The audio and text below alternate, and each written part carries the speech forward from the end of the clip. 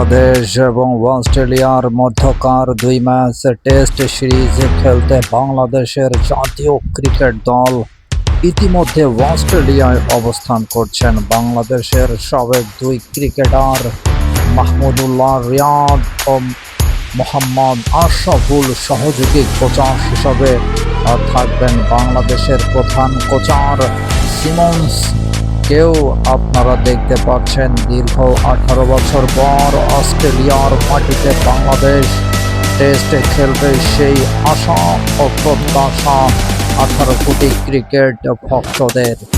বাংলাদেশ বিশ্ব চ্যাম্পিয়ন ওই অস্ট্রেলিয়াকে পরাজিত করে সিরিজ জয়লাভ করবে, সেই প্রত্যাশা কিন্তু বাংলাদেশের প্রত্যেকটি ক্রিকেট প্রেমী ক্রিকেট ভক্তদের মাঝে বিরাজমান।